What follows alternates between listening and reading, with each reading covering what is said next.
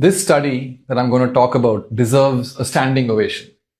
That is because it talks about the effect of sedentary behavior on cognitive decline. So this was a study that was conducted on approximately 400 adults, where they gave them a wristwatch which estimated the amount of time they spent sitting. And most of these subjects were physically active. So they had approximately 87% of these subjects were physically active.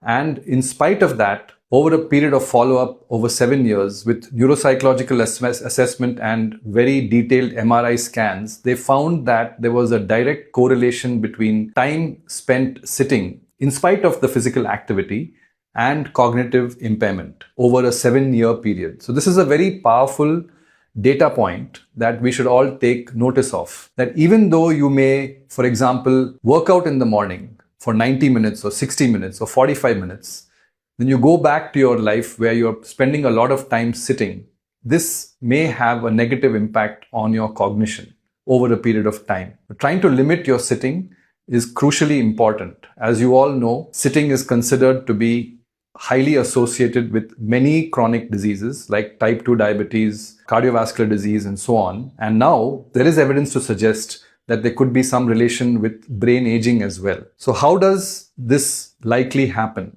It's believed that sitting for too long leads to impairment of glucose control during the day, and that can lead to fluctuations in glucose even in non-diabetic subjects, leading to cognitive impairment.